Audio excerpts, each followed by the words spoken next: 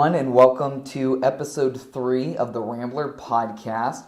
Today on the podcast, we welcome new Cathedral Prep head football coach Mike Krahe. Coach Krahe graduated from Cathedral Prep in 2000. He concluded his high school playing career as a starter on the state runner-up team in 1999 that finished ranked 9th in the country. He would later play collegiately at Mercyhurst University. Coach Krahe was a defensive assistant and coordinator from 2013 to 2019 for Cathedral Prep. Over that span, he helped Prep to 3 state championships and 4 appearances in the title game. The team amassed a 90-10 record over that span. Prior to his role with the Ramblers, Mike was also a defensive assistant and coordinator for Lake Erie College and Mercyhurst University for 7 seasons.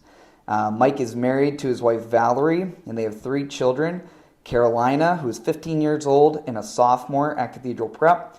Kendall is 11, and Dawson is 9. So we are very, very fortunate to have Coach Krahe on the podcast, and welcome, Coach. Well, thanks for having me. It's definitely an honor to be in this position. Taking over for Coach Mishler. It's definitely an honor. Yeah. So I guess first things first. How's it been being back around prep football, the prep environment again? It's kind of a little bit surreal. The first time when I was here from 2013, that first stint. It was a little different. I came in, I wasn't necessarily in charge. I was able to kind of sit in the back and kind of take everything in and kind of get my feet underneath me a little bit. Yeah. When you come in as the head coach now back and everyone's looking at you, for the answers and the direction.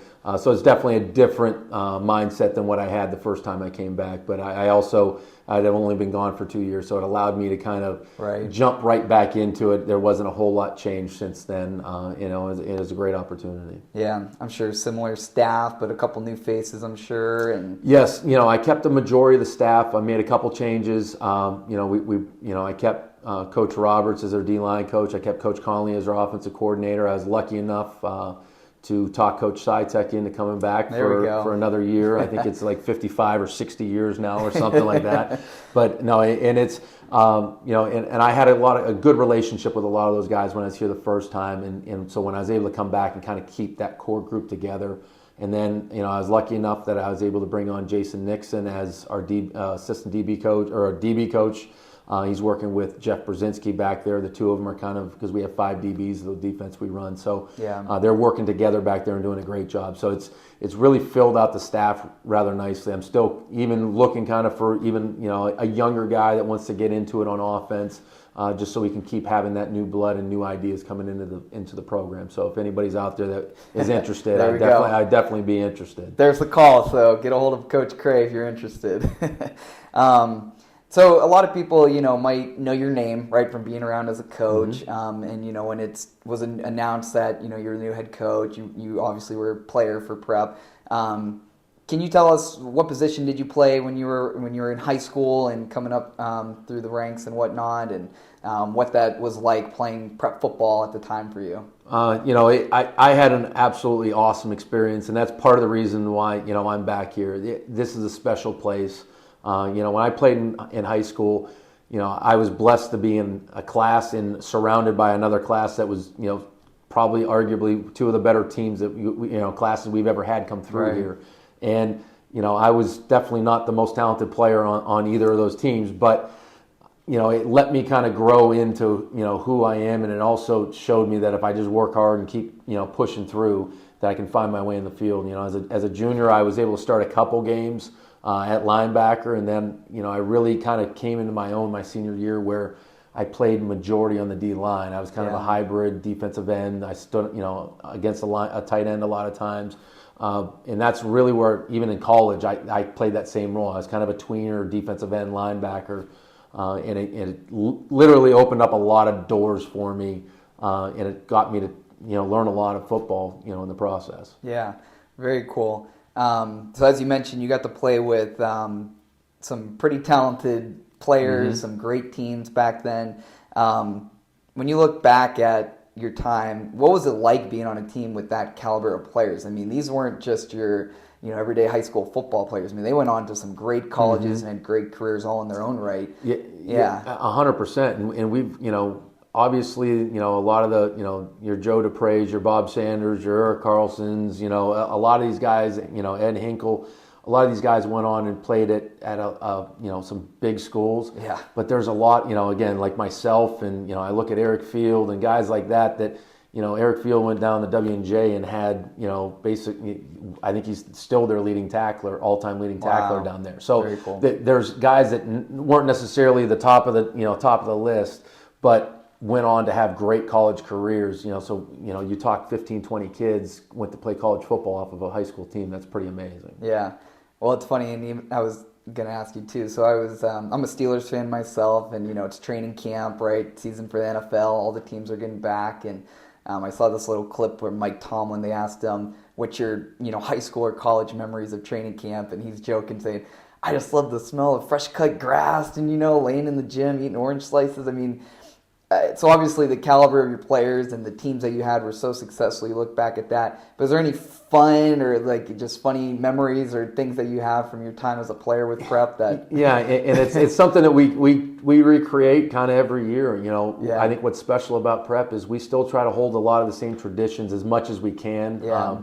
We can't quite have the same 3 weeks or 4 weeks of two-a-days and go out to Camp Notre Dame for that and grind, have 3 different practices every day. The PIAA doesn't allow us to do that, but we still get to go out and go to Camp Notre Dame, and the kids still have that experience. And I remember when I was a player, a lot of those fun memories. I remember the first day we were out at Camp Notre Dame. I happened to be, because I was a defensive lineman in the lineman camp. Well, the linemen have a lot of food in their cabin compared to the skill guys. The skill guys didn't think ahead and bring food. Yeah. So the skill guys came over and stole some of our food, and we chased them back into their cabin. The coaches are coming over, and we ended up breaking a window the first night. Oh, gosh. And so we ended up having to go out and do up downs, at 10:30 at night when they were about ready to put us, lock us in our cabin. So those are the memories you take back. And obviously, I hope our kids don't break windows out of camp. But but those are the memories that you get, when you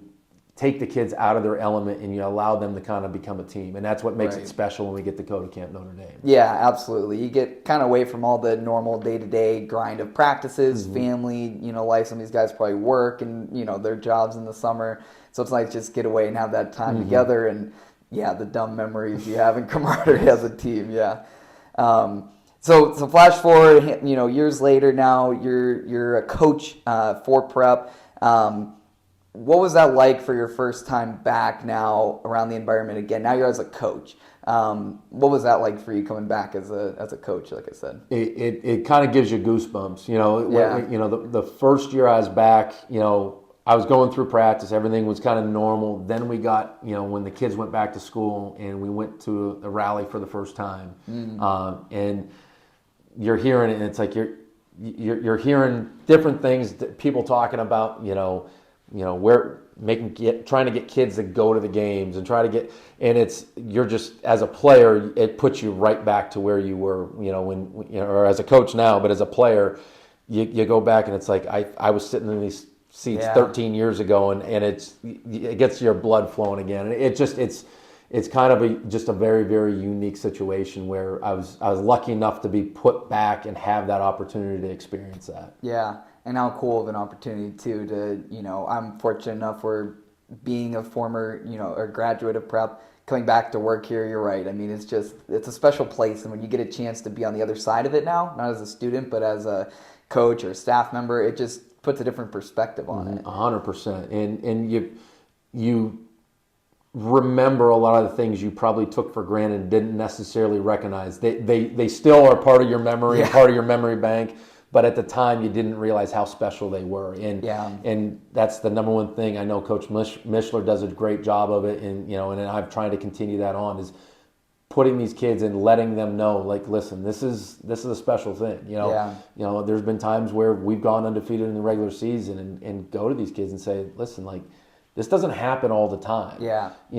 This is a special thing. You're a select few in this history of this great school there's only so many teams that have done what you've done so far. Right. And I think so many kids, have their eye on the big prize or worrying about our college and everything else, that they lose sight of some of those smaller goals and those things that, really do matter. Yeah, absolutely. Well, and like you said, it's sometimes you just got to look at the small victories along the way and take that second to step back and say, wow, look how much we've accomplished. And 15, 18-year-old kids aren't doing that. No.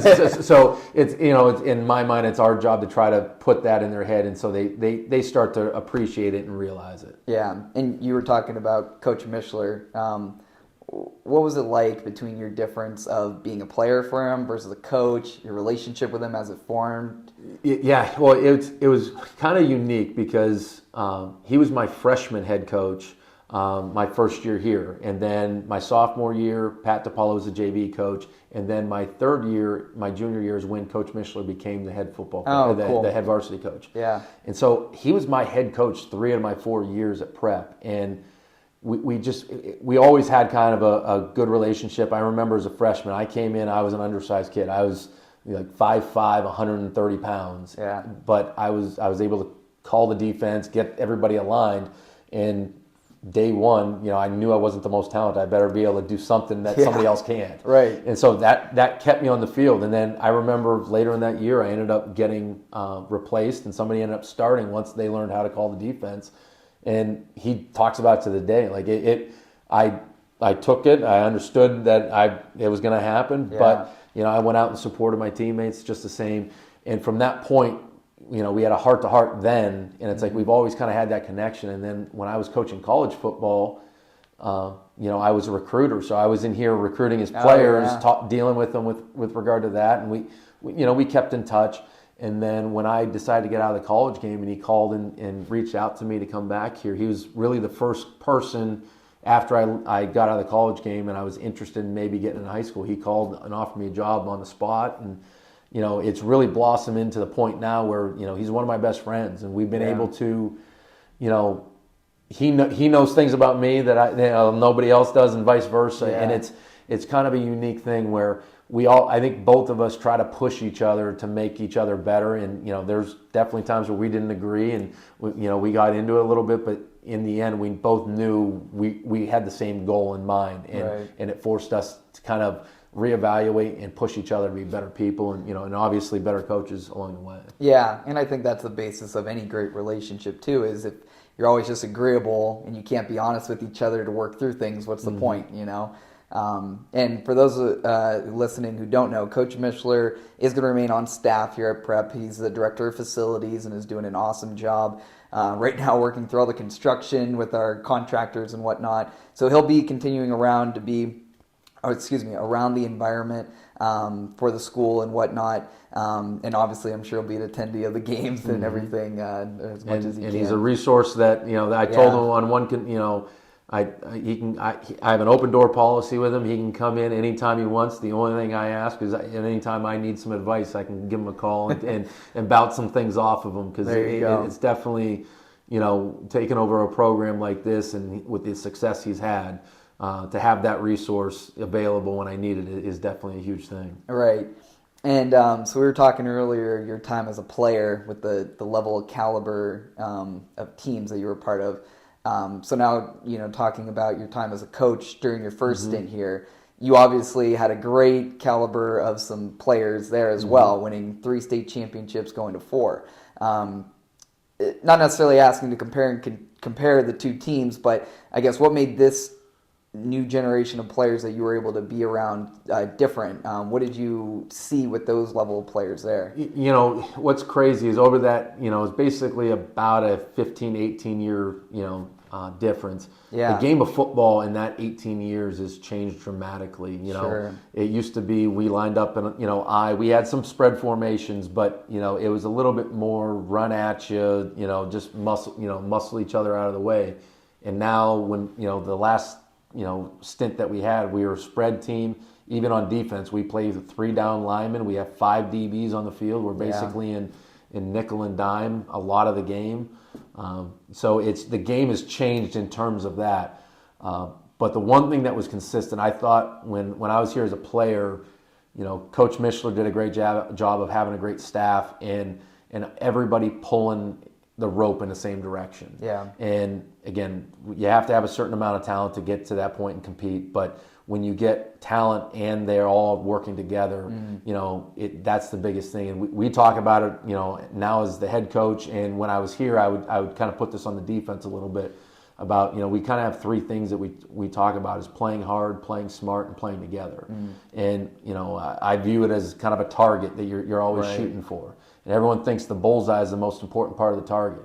And the key part of it is you hit the target. The first thing you have to do is you better hit the target, otherwise you have no shot. So the biggest thing for us is that outer ring. You got to play hard to give yourself a fighting chance. And all these teams that we had played their tails off and really played hard.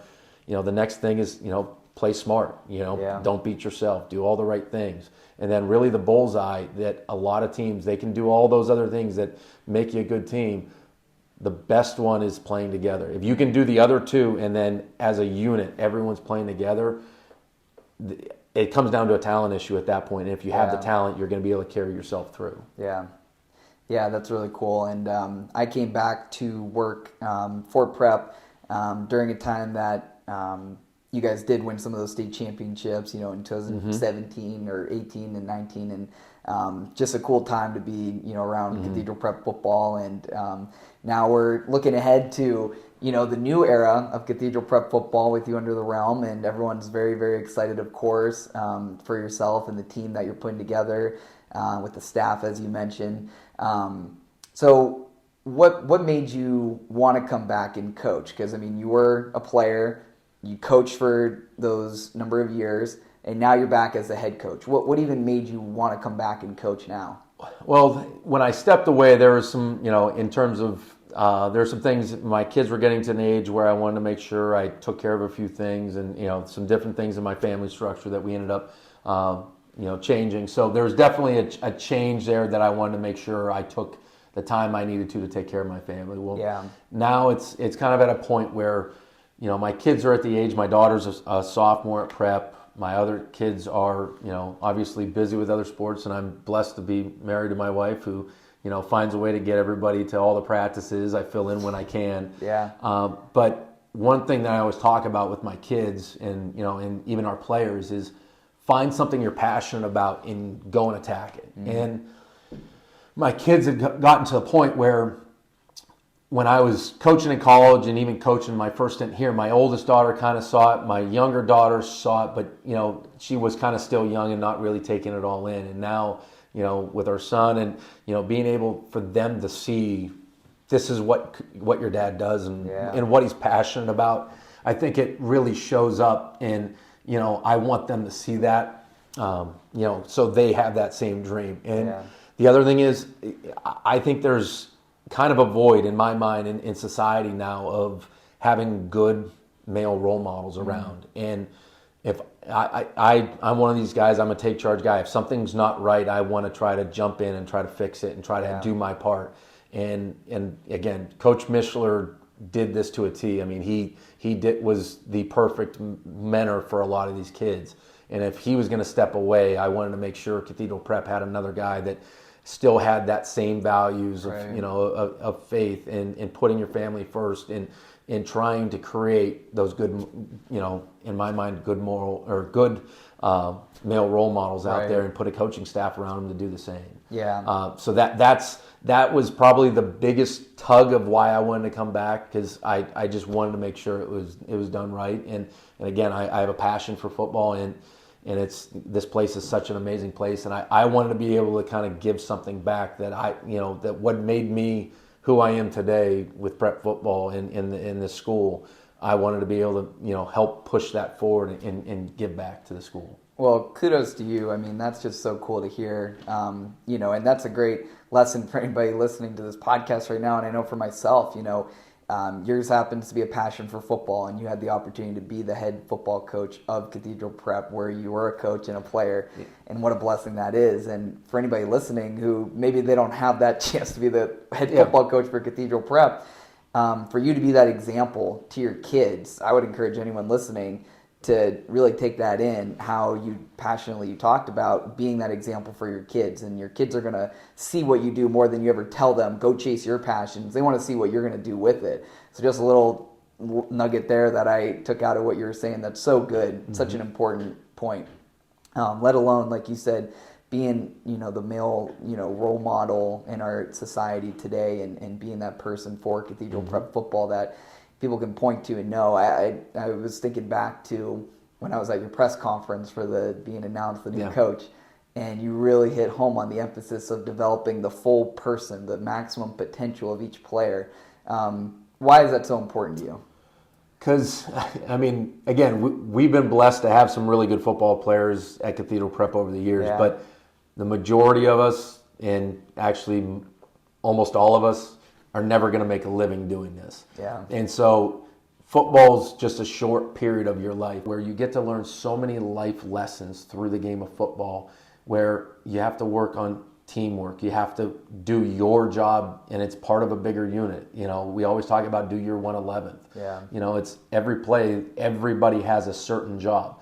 There's times where an offensive lineman doesn't, I was joking with Jim Bomba about it. One of the funny stories he has is, when his son, who graduated with me, Jeff Bomba, Coach Moore asked him to go back and show the fullback how to block, and he went back and he goes, "Where's the fullback line up?" He was an offensive lineman. He never thought about where the fullback line up. He just worried about his job playing offensive guard. Yeah. So it's kind of cool where you can get kids that have a niche and find their spot and where they fit on the field and be part of that team, where I don't think a lot of those other sports have that same dynamic.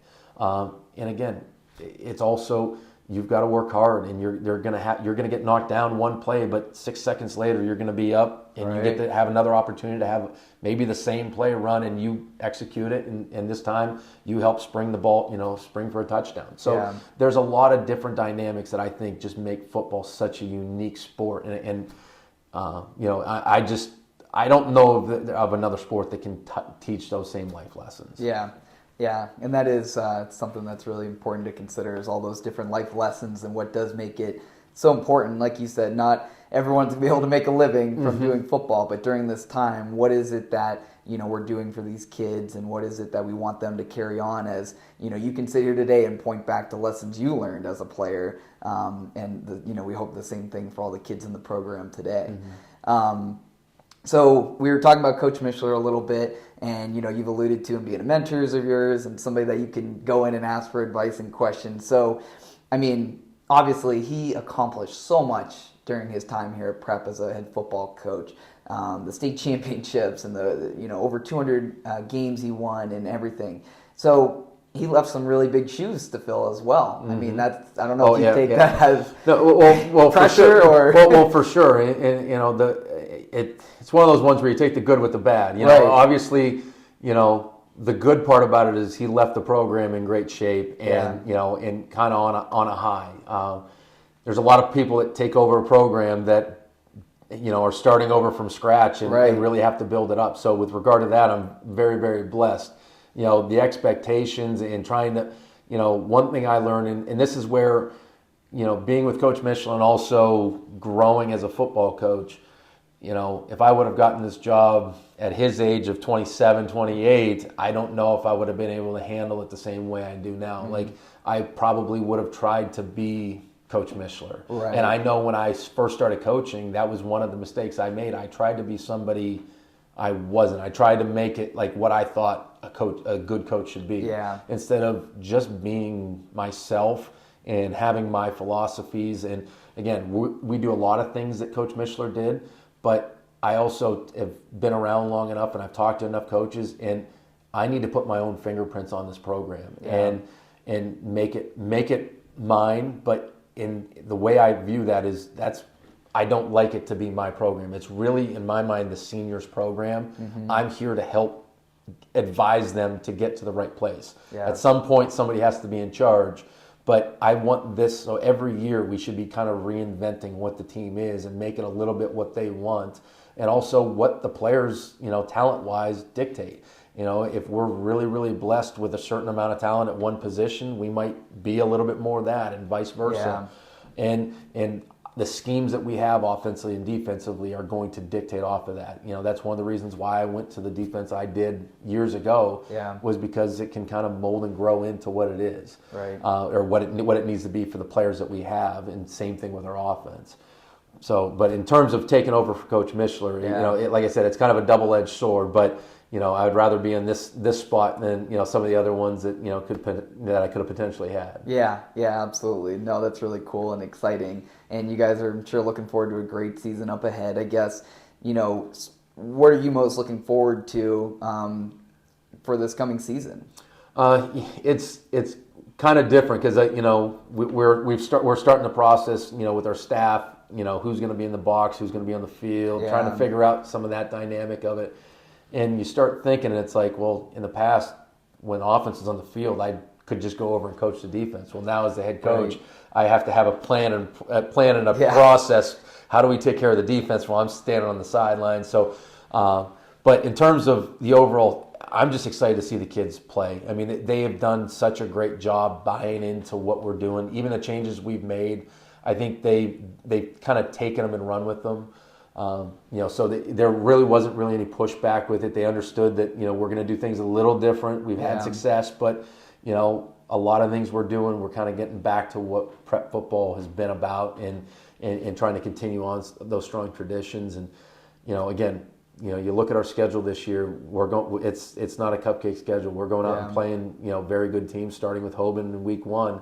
And I tell our kids, and I was talking at the booster meeting the other day, and I said, listen, that's what prep football is about. We don't hide from anybody. We'll play anybody anywhere, and we go play. Yeah. And so that's what we want to get back to, and I just want to see the kids compete. And and we're starting to see the growth of them as individuals as well, just in terms of the accountability of being on time, doing the right things, paying attention in meetings, and being able to just see the growth of them over the year. And hopefully it turns out that we win a bunch of games, but in the process there'll be a lot of life lessons learned.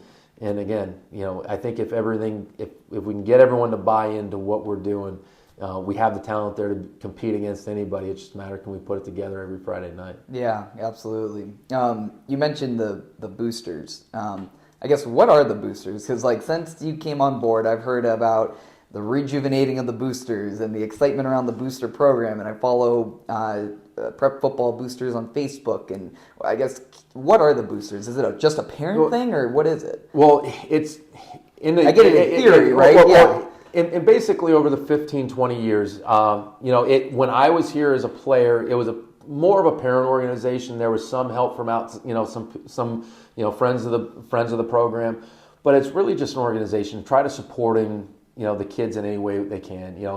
When we go to Camp Notre Dame, the boosters help take care of the food and preparing the food and that aspect of it, helping scheduling with that. Yeah. When we go on bus trips, they try to make sure we have what we need and give us an extra hand. If some of the coaches sometimes have another job and they're late getting there or right on time, they're just kind of a resource we can use. But that's something that it's kind of turned into a parent organization over the years. And one of the things that when I took over the program, I wanted to kind of reinvent the boosters a little bit, because we've kind of been stuck in limbo where we didn't know what we could do, what we couldn't do, and we never wanted to really step on the toes of the school.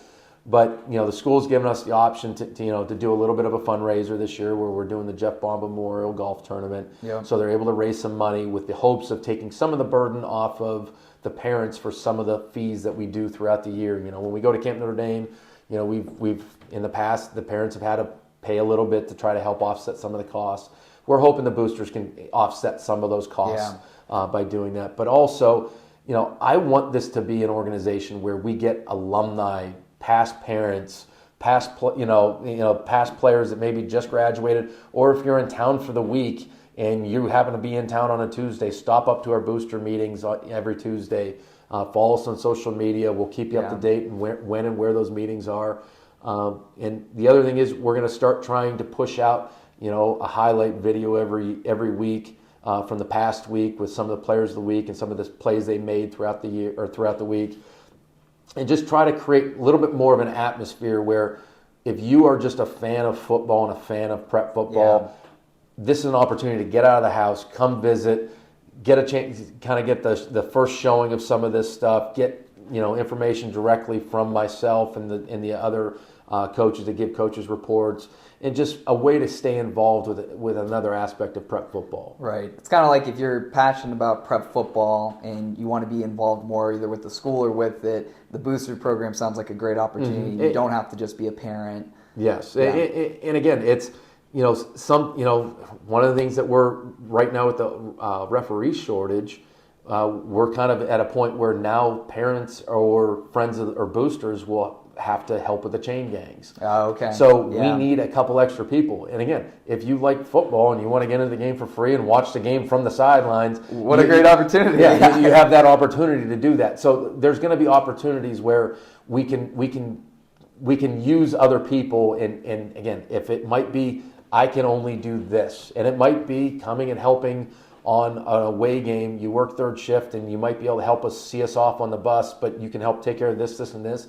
Those are opportunities where it really takes a lot of pressure off of the coaches and the some of the booster parents, where they might be taking off work to do this. If we can find a way where it's not necessarily a huge inconvenience for somebody, but they're able to kind of ease some of that burden off. Yeah. And that's really what the boosters is just trying to make it where not one person is ever responsible for for everything. Yeah, right. That makes sense, and that's really great to hear that. That's kind of more about what the boosters is to kind of give back to programs you might love so much. And now the real question is, all right, so I played football freshman year for prep. Am I considered a football alumni? If you want to be a football alumni, anybody that graduated from prep or saw the light later in life, that even if they didn't go to prep, but you love prep football, in my mind, I want you to be a booster. I want you to come around. Very cool. One final question that I had for you in preparing for this is, due to your time as a player, the success you had as a coach, you were also on the prep and Villa at the time staff, working our advancement office, and now you're back as head coach. It's an easy question, but understanding what it embodies to be a Rambler, right? So this kind of goes not just football, but it's the entire, experience of being an alumnus of prep. What would you say it means to be a Rambler? I stole this from Lou Holtz. He was talking about Notre Dame, and I think it's the only way I've ever been able to describe it to anybody that made sense to me and made sense to everybody else. If you've ever been part of this organization in some fashion in terms of, alumnus, a parent, but you had some kind of connection, no explanation's ever needed. Yeah. You just know. Yeah. And if you've never been part of this organization, no explanation will ever be good enough. Yeah. And when I heard that, I was like, that is spot on, because I have friends, I have family that didn't go to prep, and I could never explain it. And it's like we would get in, I would say arguments, but and it's like you're trying to describe what it is, and it's like, I can't. Yeah. Like, you can't put it into words what the school is. Yeah. And again, when you try, it's never good enough for them anyway. Yeah. And I would say, of course, I'm asking you that question as a prep alumnus, but even if somebody's listening and they're a Villa grad, it's the same thing for them as a 100%. Villa victor. And that was one thing when we moved back to Erie in 2013. I started working at the school, and I didn't really have a strong connection with Villa at the time, but by working here and seeing about a lot of the same traditions, same kind of standard of excellence that they had, we knew we were going to send our daughter there, and then she was kind of lucky enough to kind of get a little bit of the taste of both schools. She was a freshman last year at Villa, right? So she did get that experience, and now coming over here to prep, it's kind of cool for me. I never thought my daughters would be going to prep, right? But it, when she came back here in 2013, she bled orange and black. I mean, she was in first grade, and I was a football coach, and so she would always wear prep shirts to the games and to school, and my other kids as well. And it's just it's kind of a unique thing where we have that connection still. And I get that both schools are definitely going through a transition with this, and it's not easy to I think. Honestly, I understand the Villa side is going through some stuff. The prep side is as well. I mean, the school is not going to be exactly the same, But one thing that, we put our trust in the Lord, and we believe that we're doing the right things. Yeah. And in the end, the number one thing is the mission of the school, and it's developing those kids, with faith, with the faith, and also, trying to make them the best version of themselves. Right. Amen to that. Absolutely. Well, Coach, thank you so much for the time on coming on. So your first game is going to be on August 26th when you guys are going to go face Archbishop Hoban. And then we will be live streaming that game. Mm-hmm. So anybody who can't make it out there for the trip, they can still watch it. Yeah, on our live that stream. will be in Akron. Yeah, okay. So that's in Akron. About how far would you say? It's about an hour and 45 minutes. I believe not too bad. The boosters are putting together a bus trip to try to get, and again, there should be seats available, but those do fill up rather quick. But again, the more you're into the boosters, the more you're going to know about these things prior to it. And if we can fill up 2 buses, even better. I was going to say, I don't think you're going to stop the bus counting. You'll just get more buses. Right? Well, right now there's a little bit of a shortage on buses, so that's the only thing that we're running into. But hopefully we have that problem.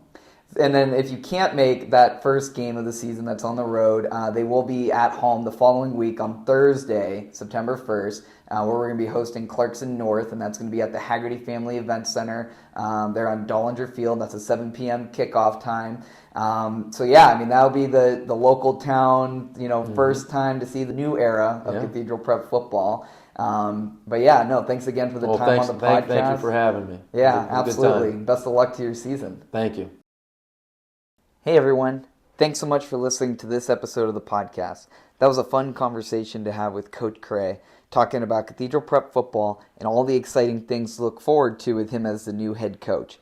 I want to announce and let you know that episode 4 of the Rambler Podcast will be released on Monday, September 5th, where special guest for the podcast will be Mike McCoy. Mike is a member of the Cathedral Prep class of 1966 and went on to play football at the University of Notre Dame under legendary coach Ara Parsegian, where he was an All-American as a defensive tackle and finished 6th in the Heisman Trophy voting his senior year. He was then the number 2 overall draft pick of the Green Bay Packers in 1970 and played 11 seasons in the NFL, where he also played for the Raiders and Giants. He then went on to work in ministry, where he has been speaking in schools and even in prisons around the world, spreading a message of hope and encouragement. He currently is the president of Mike McCoy Ministries, where he lives in Florida, but he just so happened to have been in Erie this month, where I had the opportunity to sit down with him in person for the podcast episode. You won't want to miss this one, as there's a lot of great content to hear from Mike. Thanks again for listening, and see you next time.